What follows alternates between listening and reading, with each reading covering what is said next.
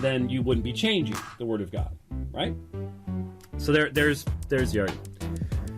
Now, those who are familiar with the debate with Shabir Ali will know that he focused on a different aspect of this particular pericope. And I think it's a much more challenging aspect. I mean, the answer to both is the same thing, but I think it's a much more challenging aspect. And that is that when Jairus comes to Jesus in Mark chapter 5, verse 23, we read, well, in fact, what I'm going to do is we're going to go back to this, and then go back to this. No, don't put that up. Accordance. There you go. What?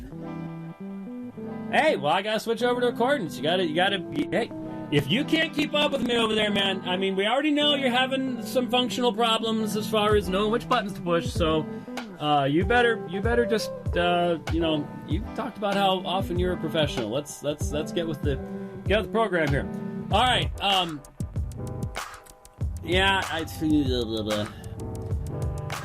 I'm thinking that's probably a little small. So let's do that. That's easier. Okay, notice verse 23. He implored him earnestly, saying, "My little daughter is at the point of death. Please come and lay your hands on her, she will get well and live." Notice in Matthew, notice it's all the way. You got 3 verses in Mark's version. In Matthew, while he was saying these things to them, a synagogue official came and bowed down before him. Doesn't give his name, and said, "My daughter has just died, but come and lay your hand on her, and she will live." So that was the issue, and I forgot, and I apologize. Maybe someone wrote it down from my presentation. I don't have my presentation on this computer, so I apologize. But I had the exact numbers, the exact number of words and percentages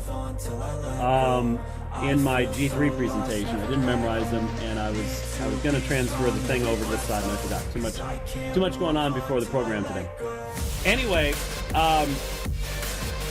my recollection is Matthew uses about 1/3 of the number of words to tell this story that Mark does. So the first thing to notice is Mark is giving a very full version of the story, and Matthew has chosen to give a very condensed version of this story. Now, every one of us has engaged in having to decide how to condense stories. When you get home from work and your wife says, "How was your day?" or she gets home from work and you ask her, "How was her day?" If she's tired, if she has other things to do, you're going to get the very condensed version. But if she's actually in a good mood and it was a good day, you might get the version that's even longer than you wanted to hear. But no one would ever think of accusing your wife of lying if she did not give you the exact same level of information every single time you ask the question. Every author of the Gospels has his own background, his own purposes for writing, and he has his own audience in mind. And when you take those things into consideration, you have to choose, as an author, the level of detail that you're going to go into. And it's going to be based upon how much emphasis or importance you're attaching to any one particular story. So in this particular instance, Mark is giving much more information. Matthew is condensing, or what we call telescoping. He is putting things together into a smaller package. Now, if I had just, and I've had this happen before. In fact, I can give you an exact example. Many years ago, I observed a very serious car accident. And it was back when I don't think you even knew, you didn't know me when I had my Kawasaki 440. But I had a Kawasaki 440. That was the bike that I learned to ride on.